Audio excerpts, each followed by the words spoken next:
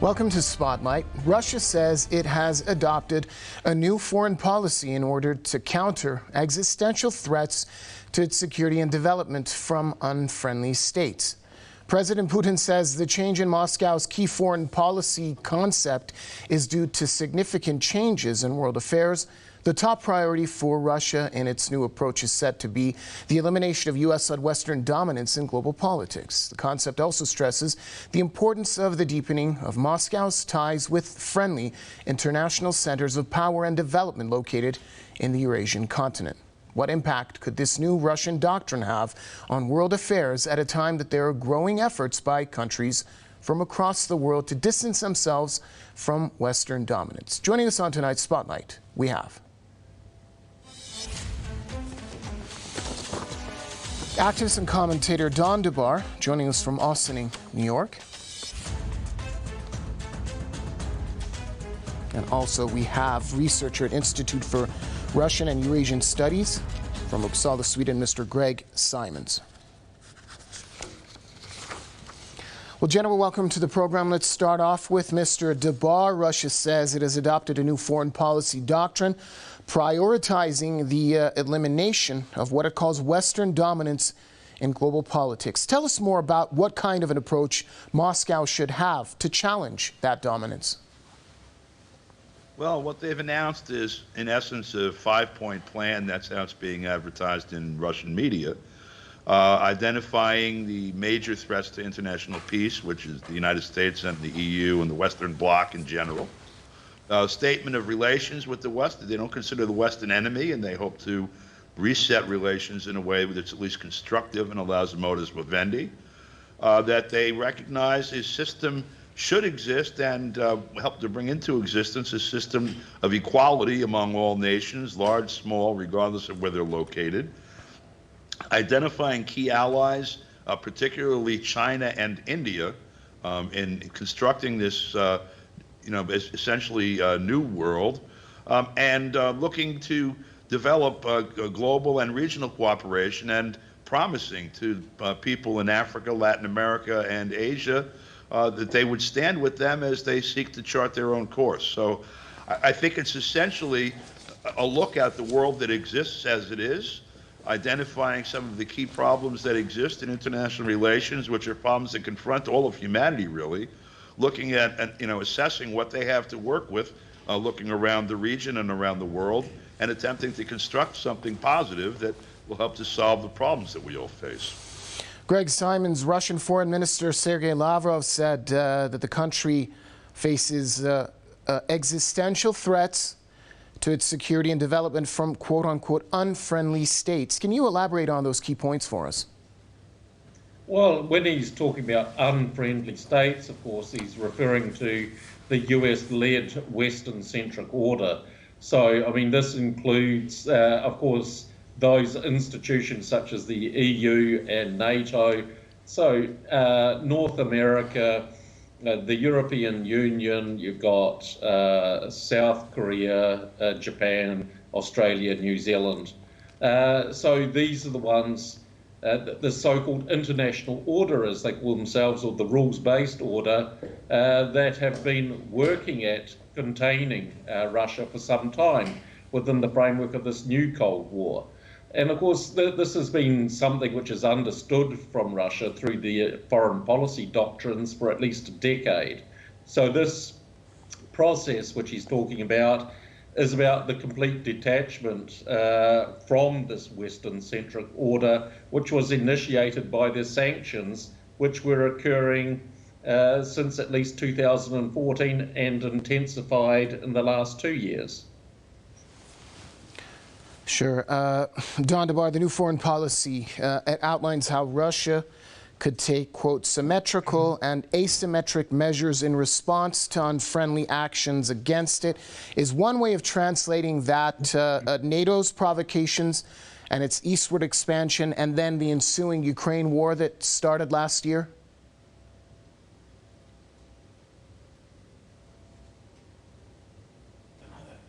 All right, I believe we've lost that connection with Mr. DeBar. Mr. DeBar, apologies. We're experiencing some technical difficulties with your sound. While my colleagues figure that out, let's address that question to Mr. Simons. Talk to us about the same issue that we just mentioned with Mr. DeBar about the asymmetric measures, symmetrical and asymmetric measures in response to unfriendly actions against Russia. One way that we could translate that is what took place with regards to the Ukraine war. That was NATO's expansion eastward, NATO's provocations, Russia's warnings, and then the ensuing events that took place in Ukraine. It's including this, but it's much more, because we have these little colour revolutions, so-called, which have been occurring in not only this post-Soviet space, but they've been attempted inside Russia. So these are part of those asymmetric measures, that political destabilisation of Russia. And we can also look at the RAND report from 2019, which talked about destabilising Belarus and destabilising Central Asia, Syria, and also Ukraine and the South Caucasus as a means of overextending Russia. So Russia knows well these different tactics, political subversion, these kind of hybrid warfare measures, information warfare, political warfare. These are the kinds of things which have been happening for a couple of decades now. And so, I mean, they've been intensifying as the power and the influence of the US unipolar order recedes. So, I mean, this is also a concern for Russia. Sure. We're back with Mr. Don DeBar. I hope we've figured out what was going wrong. Mr. DeBar, pick up where you left off with regards to the events that have taken place in Ukraine. Yeah, to amplify what we just heard also. You look back to history, to the closing years of the Eisenhower administration and the first year of the Kennedy administration, the first couple of years. There was a plan to install Jupiter missiles in Turkey, which at the time gave the United States an advantage in terms of delivering nuclear weapons to the Soviet Union in the event of a war.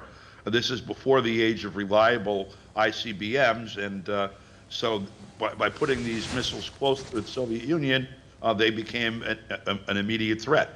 At the time that it was finally installed in the first year of the Kennedy administration, Senator Mike Mansfield told President Kennedy, look, this is a mistake. You may end up provoking the Soviet Union into putting these things into Cuba or somewhere else. And lo and behold, a year later, they had done exactly that. All of the things that have been done with the U.S. and NATO encroaching on the four corners, really, of Russia. You've got, from the Baltics to the Korean Peninsula, an encirclement of Russia and China.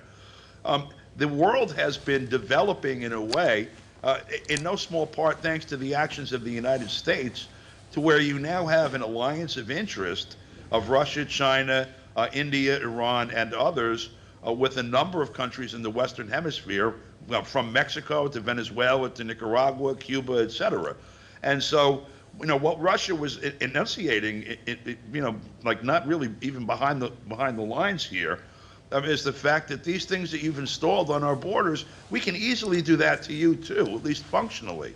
Installing some really heavy-duty weapons in Cuba, for example, the fact that it's 90 miles away and not on the border is completely insignificant in terms of the operation of these things militarily. And you have countries across the Western Hemisphere that have been dominated, some since the early part of the 19th century, by the United States, that have already been trading with China as an alternative. If you look, for example, to Bolivia as a trading partner with China, as opposed to the United States, it does 3 or 4 times as much trade with China. These are all places that are certainly looking to develop those relations further, and being offered a military option, a protection from the United States, is going to be appealing as hell, and that's going to be more and more true as time passes. So Russia is not without the possibility of doing a quid pro quo or a tit for tat with the U.S. as the U.S. continues to pressure it. Greg Simons, this document presented by the Russian foreign minister also identifies China and India as Russia's key partners. What could this partnership mean in terms of instigating a new global order opposed to a Western-driven front? Well, in terms of human resources, financial resources, and military resources, the West cannot hope to even equal it. So if you get those three countries functioning together and cooperating, I mean, this is worse than the US nightmares which Kissinger tried to prevent by breaking the People's Republic of China from the Soviet Union. It's much more problematic for the West, because the West now, unlike in the 1960s, is in decline, and it cannot manage in terms of capacity and capability what it used to be able to do. So, I mean, and also, I mean, with India included, I mean, this makes it hugely problematic to start containing both China and Russia. Something which has been noted by your previous speaker, I mean, it's slipping through their fingers rapidly, and absolutely in no small measure owing to their own ham-fisted and arrogant way of pursuing foreign policy, their foreign policy interests, at the expense of the interests of other countries. Don DeBar, it's not just the countries that were mentioned being China and India. There's also Iran, of course, plus Russia turning its attention to South American and African countries, which are all keen on enhancing their relationships with Moscow. How can these closer economic and security ties challenge U.S. political and military alliances? Well, first of all, at the foundation of it is a new economic paradigm. The model that's prevailed, basically, the global economic model that's prevailed almost since the 16th century, that has been one of European and then North American colonialism. In essence, a drawing of wealth, labor, raw material from the various four corners of the world back to the colonial powers, and Britain, France, Spain, et cetera, and then ultimately the United States, particularly in the post-World War II era.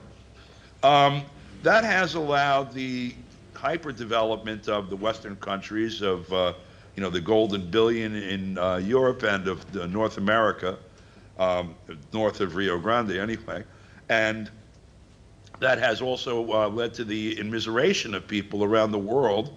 And it's also been the source of global instability, wars, famine, all kinds of refugee and migration problems, and others, and starvation. For example, 9 million people starve to death every year. There's a consequence of that same foreign policy. They're talking about, in essence, and China and others have been demonstrating, in fact, for some time now, an alternate model. The Chinese call it win-win. In essence, the theory being that mutual development and mutual benefit of trade means that each of the trading partners that one deals with becomes more affluent and more, in essence, a better partner to do business with. That model is the alternative that's been offered in Latin America and Asia and Africa now for some years. We're seeing the development of the Shanghai Cooperation Organization, of Mercosur, and a variety of these things across the areas I described, the so-called global South. Whatever else rises will rest on that foundation, and that has been sort of coming into being for a good period of time now.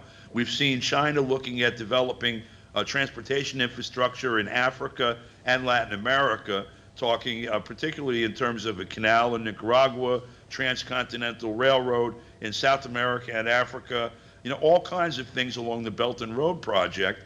And so these are things that, a new global order will rest upon, and the military and strategic interests of the world will shift to defend this thing that will be the lifeblood of, if you're talking about just Russia, China, and India, more than half the human population. And then add Africa's billion people to that, and the 700 or 800 million people in Latin America and the Caribbean, you're talking more about 3/4 of the human population.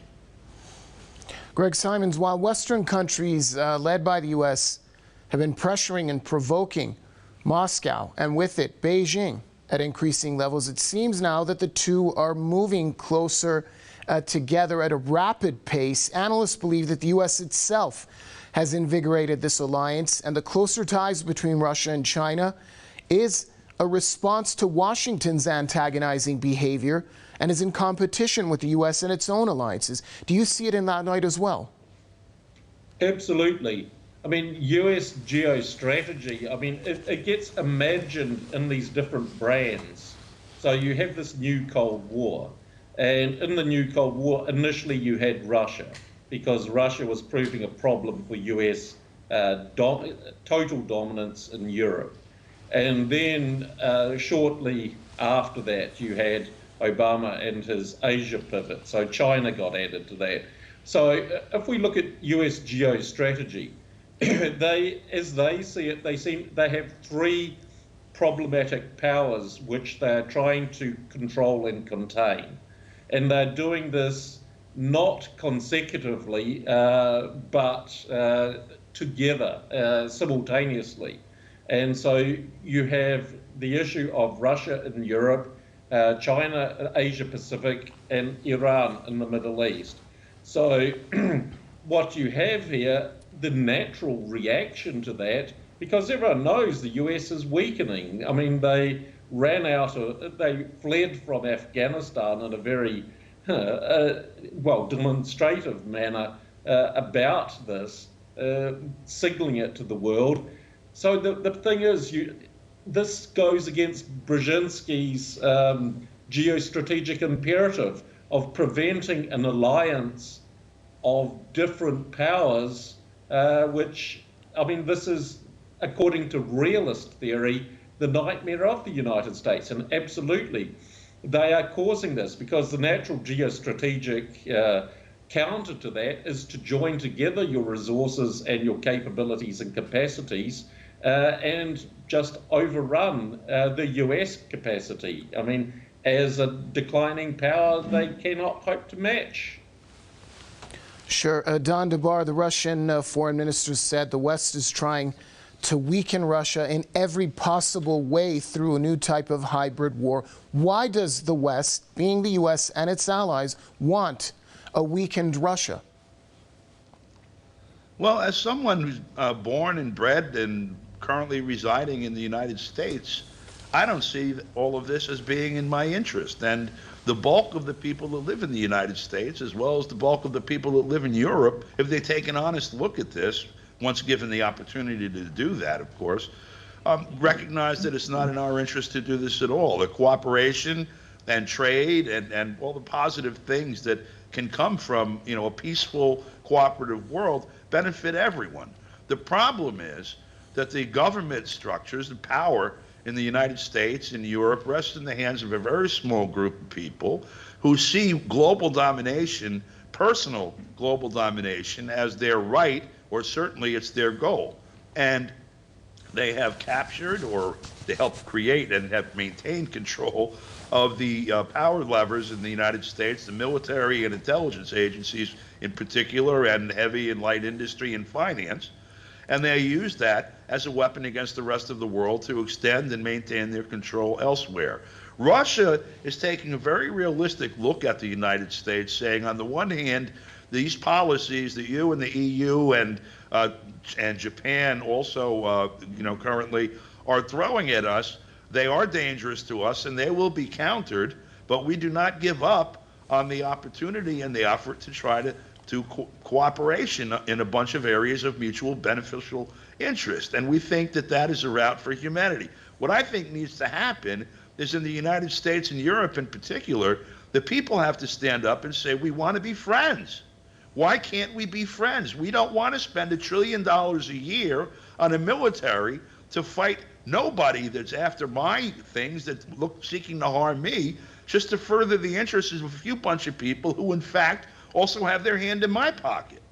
I think we have to get there somehow. I don't know how we do it, but I think it's the most urgent task facing humanity, really, is for the people in the belly of the beast here in the U.S., Europe, and Japan to get control of the government on behalf of the people that live here and make us start responding to our needs instead of the needs of a very small group of psychotic people, really. Mr. Simons, the U.S. and co. have imposed several rounds of sanctions on Russia over the war in Ukraine, but Russia says that its economy has remained resilient, and the sanctions have actually hurt Western countries. Now, Russia definitely has a point here as we look at the economic twists and turns in European countries. It's definitely worth mentioning, isn't it?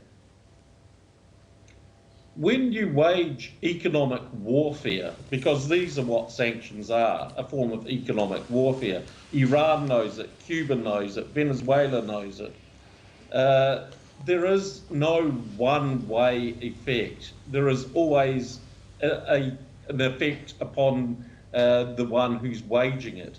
I mean, if we go back, if we look at Russia, but if we look at historical precedents, when Cuba was freed from its American-backed dictator, they nationalized sugar and tobacco.